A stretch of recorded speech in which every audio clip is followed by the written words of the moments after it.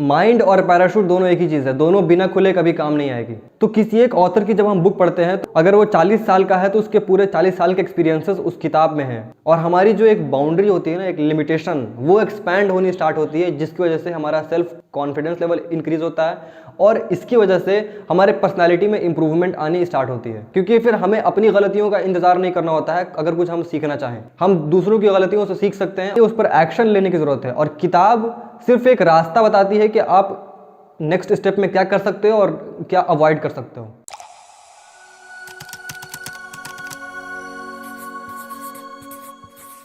Hey guys, this side Abu Talha. आज इस video में हम बात करने वाले हैं रीडिंग के कुछ इंपॉर्टेंस के बारे में, कि रीडिंग जो है वो किसी एक इंसान की ज़िंदगी को किस तरह से इन्फ्लुएंस करती है और उसके लॉन्ग टर्म में और उसकी डेली बेसिस पर किस तरह से इम्पैक्ट डालती है। हम सबसे पहले स्टार्ट करेंगे एक सिनेरियो को लेकर के, जो आज का ज़माना है कि हमारा most of the time screen के सामने स्पेंड होता है। तो इसकी वजह से क्या हुआ है कि ऑडियो और वीडियो हमें ज़्यादा आसानी से एक्सेस हो जाती हैं। मतलब कि ऑडियो और वीडियो ज़्यादा एक्सेसिबल हैं एज़ कम्पेयर टू पीडीएफ, अगर हम स्क्रीन पर पढ़ने की कोशिश भी करें तो इसकी वजह से क्या हुआ है कि कहीं ना कहीं अगर मतलब ऑडियो सुनने की और वीडियो देखने की आदत लगी हो या ना लगी हो, रीडिंग की हैबिट जो है ना हमारे अंदर से ख़त्म होने लगी है। बट रीडिंग जो है ना वो हमारी ज़िंदगी में बहुत ज़्यादा इंपॉर्टेंट है। आखिर क्यों कहा गया है कि today's reader will be tomorrow's leader? आखिर क्यों मतलब रीडिंग को इतनी इंपॉर्टेंस दी जाती है बट लोग उसको फॉलो नहीं करते हैं? आज इस वीडियो में हम जानेंगे कि रीडिंग की क्या इंपॉर्टेंस है और वो हमारी ज़िंदगी को किस वे में इन्फ्लुएंस करती है और उसका क्या इम्पैक्ट पड़ता है हमारे डेली लाइफ स्टाइल में। हम सबसे पहले देखते हैं कि एक रिसर्च हुआ था जिसका ये है कि मतलब रिसर्च तो इस पर काफ़ी हुए हैं कि रीडिंग के क्या इंपॉर्टेंस है किसी एक इंडिविजुअल के पर्सनल लाइफ में। तो वो है कि इट स्ट्रेंथन्स आवर माइंड, उसके बाद ये है कि it helps in reducing stress, और उसके बाद है कि ये हमें अच्छी नींद लाने में भी काफ़ी हेल्प करता है। तो सबसे पहले हम देखते हैं कि how it strengthens our mind. जब हम रीड करते हैं तो किसी एक ऑथर की जब हम बुक पढ़ते हैं तो उस ऑथर की राइटिंग के साथ साथ हमें उसकी एक्सपीरियंसेस मिलती हैं। अगर वो 40 साल का है तो उसके पूरे 40 साल के एक्सपीरियंसेस उस किताब में हैं, तो वो पढ़ने से हमें नए नए एक्सपीरियंसेस मिलते हैं। और इसकी वजह से क्या होता है कि हमारे जो जहन का जो एक बाउंड्री है वो एक्सपैंड होता है। जो पहले लिमिटेड थी अब वो एक्सपैंड होनी शुरू होती है। तो जैसे जैसे हमारी माइंड जितनी खुलती है ना वो उतनी ज़्यादा मजबूत होती है। इसीलिए कहा जाता है कि हमें हमेशा नए नए पजल सॉल्व करने चाहिए, हमेशा नए नए मैथ सॉल्व करने चाहिए, ताकि हमारा जहन और खुले।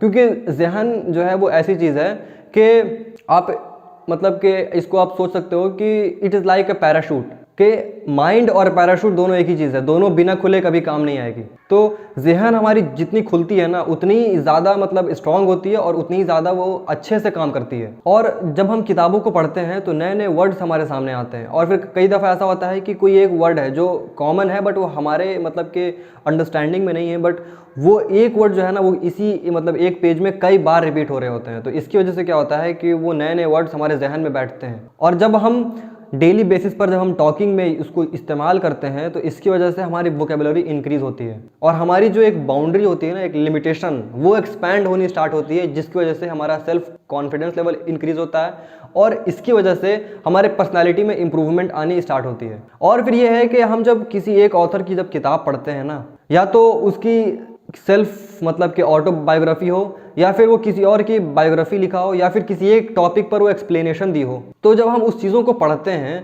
तो या तो अगर हम उसकी सेल्फ बायोग्राफी पढ़ते हैं तो उसकी ज़िंदगी की जो भी एक्सपीरियंसेस हैं वो हमें मिलती हैं। तो इसकी वजह से क्या होता है, अगर हम किसी एक फील्ड में काम कर रहे हैं और उस फील्ड में जो पहले माहिर बन चुके हैं, अगर उसके द्वारा कोई एक किताब लिखी हुई है और उसको हम पढ़ते हैं तो उससे हमें क्या होता है कि हमें जो हमारा जो नेक्स्ट स्टेप है उस पर हम क्या चीज़ अवॉइड कर सकते हैं, हम उसमें क्या चीज़ों को कर सकते हैं ताकि हमें चीज़ें आसानी से मिले। तो हमें एक एज अ गाइडेंस मिलती है और फिर हमारा उससे बहुत सारा टाइम भी सेव होता है, क्योंकि फिर हमें अपनी गलतियों का इंतजार नहीं करना होता है। अगर कुछ हम सीखना चाहें, हम दूसरों की गलतियों से सीख सकते हैं और फिर हमारा अपना बहुत सारा टाइम सेव हो जाता है। तो ये फ़ायदा होता है अगर हम किसी की सेल्फ बायोग्राफी पढ़ें या फिर किसी और की बायोग्राफी पढ़ें।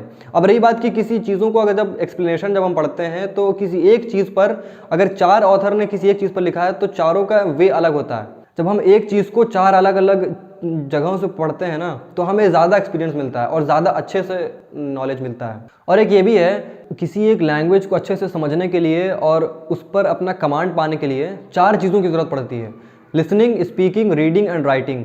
जब आप किसी एक लैंग्वेज में लिखी हुई किताब को पढ़ रहे होते हो तो क्या होता है कि आप रीड तो कर रहे हो बट साथ ही साथ आपका स्पीकिंग भी हो रहा है, और स्पीकिंग के साथ साथ आप जो चीज़ें पढ़ रहे हो वो चीज़ें आपके कानों तक पहुंच रही हैं, तो यानी कि आप उस चीज़ों को सुन भी रहे हो। तो अगर आपको किसी एक लैंग्वेज पे कमांड पाना है, उस पर चाहते हो कि आप परफेक्ट हो जाओ, तो आपको एक हैबिट बनानी चाहिए रीडिंग की। उस लैंग्वेज में लिखी हुई कोई सी भी किताब हो, फिक्शनल हो, नॉन फिक्शनल हो, कोई सी भी किताबों को आप पढ़ो, तो आप उस लैंग्वेज को ना मतलब धीरे धीरे देखोगे वो आपकी इंप्रूव होती जा रही है।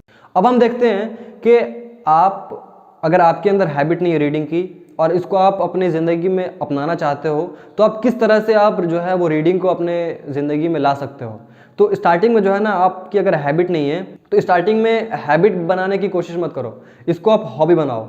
हॉबी इन द सेंस कि हमारे पास जब भी कोई फ्री टाइम होता है तो हम उसमें क्या करते हैं, या तो फ़ोन चला रहे होते हैं या फिर कोई चीज़ सोच रहे होते हैं या फिर कुछ ऐसे ही मतलब इधर उधर कर रहे होते हैं। तो उस चीज़ में ना हम इन चीज़ों को रिप्लेस कर सकते हैं किताबों से। अगर आप चाहते हो कि स्टार्टिंग में आप मोटिवेशनल बुक्स ना पढ़ो, इंस्पिरेशनल बुक्स ना पढ़ो, तो आप फिक्शनल बुक्स से स्टार्ट कर सकते हो। कई सारी ऐसे नॉवेल्स हैं, कई सारी कहानियों की जो किताब होती हैं। तो बट देखना है कि आपको कौन सा लैंग्वेज पे आपको ज़्यादा कमांड पाना है, तो आपको उसी लैंग्वेज की बुक जो है ना वो ज़्यादा पढ़नी चाहिए। और जिस फील्ड में आप हो, आपको चाहिए कि आप उसी फील्ड के ऑथर्स के बुक ज़्यादा पढ़ें, क्योंकि उसी से आपको ज़्यादा एक्सपीरियंस मिलने वाले हैं और फिर उसी से आपको ज़्यादा फ़ायदा होने वाला है।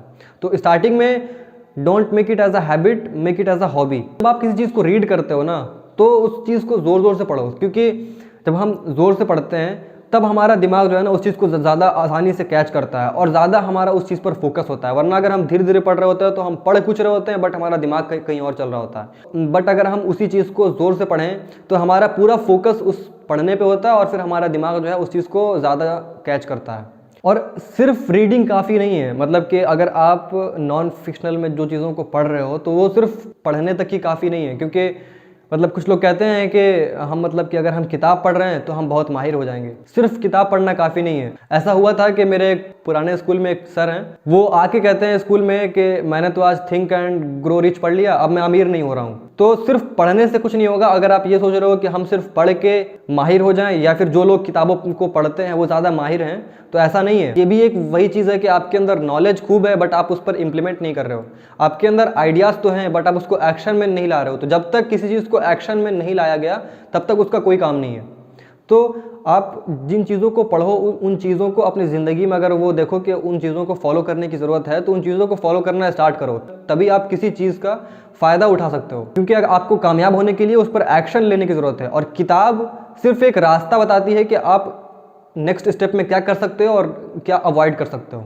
और ये भी ज़रूरी नहीं है कि जो किताब पढ़ते हैं वही मतलब ज़्यादा फोकस्ड हैं, ज़्यादा पैशनेट हैं, मतलब अपने करियर को लेकर के, अपने गोल्स को लेकर के, ये भी कोई ज़रूरी नहीं है। मगर मोस्ट ऑफ द टाइम ये है कि जो किताबों को पढ़ रहा होता है और ख़ास करके मोटिवेशनल बुक्स, वो ज़रूर फोकस्ड होते हैं, क्योंकि उनको पता है कि किताबों का क्या फ़ायदा है और मेरे गोल को अचीव करने के लिए ये किताब मुझे किस हद तक हेल्प कर सकती है। क्योंकि उसमें उसके ऑथर वो होते हैं ना जो स्टार्टिंग में बिल्कुल स्क्रैच से स्टार्ट किया होता है और आज कहीं ना कहीं अच्छे मुकाम पर होते हैं। तो आपको भी उनसे एक इंस्पिरेशन मिलेगी कि अगर आप ये सोचते हो कि मेरे बहुत स्ट्रगल हैं और फिर मैं कुछ नहीं कर पाऊंगा, तो आप जब उन किताबों को पढ़ोगे तो आपको एक इंस्पिरेशन मिलेगी कि नहीं, हम भी कुछ कर सकते हैं। तो पढ़ना स्टार्ट करो यार, ये हमारी ज़िंदगी में ना बहुत ज़रूरी है। और ख़ास करके जिस एज में हम लोग हैं ना, हमारे पास उतनी एक्सपीरियंसेस नहीं हैं और ना ही उतने अच्छे सलाहकार हैं जो हमें गाइड कर सके कि हमें नेक्स्ट स्टेप में क्या करना है और फिर किस तरह से करना है। तो इस चीज़ में किताबों से अच्छा ना कोई गाइडेंस कर सकता है और ना ही उससे अच्छा कोई मेंटोर बन सकता है हमारा। तो बस इस वीडियो में इतना ही। अस्सलाम वालेकुम।